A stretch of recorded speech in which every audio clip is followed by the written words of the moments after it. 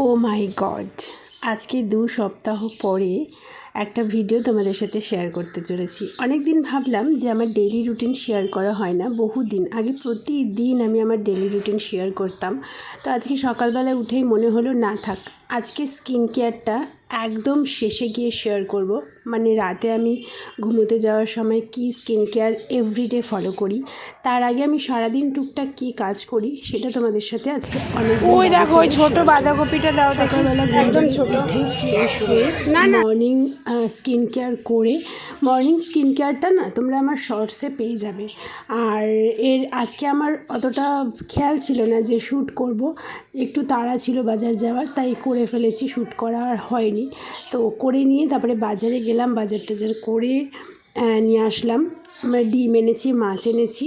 ডিমটা ভেবেছিলাম রাতের জন্য করব, মাছটা এবেলার জন্য করব। তারপরে শাশুড়ি বলল যে এবেলায় খাওয়ার মতন কিন্তু আর কেউ নেই, মানে আমি একাই খাবো, তাই ভাবলাম তাহলে ডিমটাই রান্না করি। এবেলা একটা ডিম খেয়ে নেবো, আর যা থাকবে রাতে হয়ে যাবে। তো ডিম সেদ্ধ বসিয়ে আমি এখানে ছাতু মুড়ি খেয়ে নিলাম ব্রেকফাস্টে।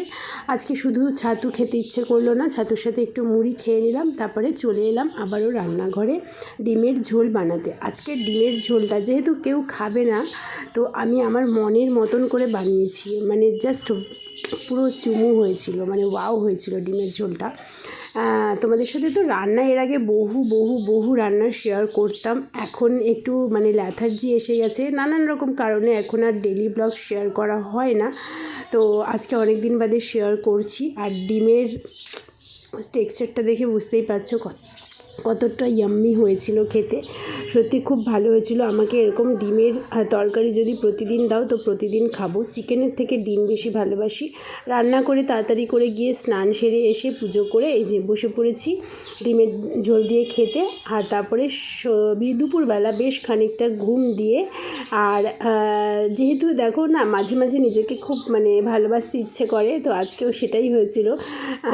তো সেই কারণে একটুখানি এনার্জি পেয়েছি, একটু পজিটিভ ফিল করছিলাম বলে ব্লগটাও শেয়ার করতে পারছি। আর সন্ধেবেলা ঘুম থেকে উঠে চলে এসেছি রান্নাঘরে রুটি করতে। আজকে রুটিগুলো না একটু মানে কেমন যেন হয়েছে আজকে না, মানে গণেশ আটার প্যাকেট সাধারণত সবুজ কালারের হয়, আজকে আমি একটা আটা এনেছি যেটার প্যাকেটটা লাল, আমার মনে হয় এটা লাল আটা। তো সেই কারণে কী বলে রুটিটা একটু মোটা মোটা কালচে ধরনের কেমন একটা হয়েছে। তো যাই হোক, তারপরে একটু রান্না করলাম ঘুগনি। অ্যাকচুয়ালি না মানে আজকে সব গন্ডগোল হয়ে গেছে, বুঝেছো তো, মানে ঘুগনিটা ভিজিয়ে ফেলেছি সকালবেলা, ডিমটাও সেদ্ধ বসিয়ে দিয়েছিলাম। তারপরে শাশুড়ি বললো যে মানে খাওয়ার কিন্তু আজকে বেশি কিছু করিস না। তারপরে রান্নাবান্না করে আমি গিয়ে একটু মি টাইম কাটাচ্ছিলাম, তার মধ্যে চলে আসলো বর। আর তারপরে আমরা একটু পরে খাবো, ডিনার করব, তার আগেই আমি বসে পড়লাম একটু স্কিন কেয়ার করতে। রাতের বেলা স্কিন কেয়ার করাটা ভীষণ ইম্পর্ট্যান্ট। তবে পুরো গোটা শীতটা আমার এভরিডে নাইট স্কিন কেয়ার করা হয়নি। তো এখন আবার একটু শীত চলে গেছে, গরমকাল আসছে, এবার আবার আমি কোমর বেঁধে লেগে পড়বো নিজের যত্নে এবং তোমাদের সাথে শেয়ার করব। কিছুই না, একদম অ্যাফোর্ডেবলের মধ্যে এবং একদম ইজি ওয়েতে কীভাবে আজকে আমি নাইট স্কিন কেয়ার করলাম দেখো। প্রথম হিমালয়ের ফেস ওয়াশ দিয়ে মুখটা ফেস ওয়াশ করে নিলাম, আর তারপরে একটু গোলাপ জল স্প্রে করে মুখটাকে টোনিং করে নিলাম। আর উল্টো দিকে আমার বর বসে আছে, তো তার সাথে গল্প করতে করতেই স্কিন কেয়ার করছিলাম। তো নানান রকম বিষয় নিয়ে আমাদের আলোচনা হয়, কখনো হাসি কখনো রাগ, এই সবই চলে। তো যাই হোক, তারপরে এর মধ্যে নিয়ে নিচ্ছি আমি নাইট ক্রিম, এটা লোটাসের নাইট ক্রিম। এবার নাইট ক্রিমটাকেও ভাবছি চেঞ্জ করব, যেমন আমি সানস্ক্রিনটা চেঞ্জ করেছি।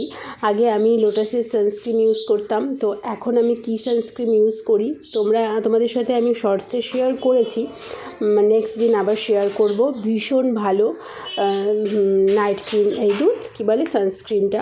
তো সানস্ক্রিনের গল্প পরে বলবো আরও একদিন। এখন দেখো কি করেছি আমি, নাইট ক্রিমের সাথে 2 ফোঁটা গ্লিসারিন মিশিয়ে নিয়েছি।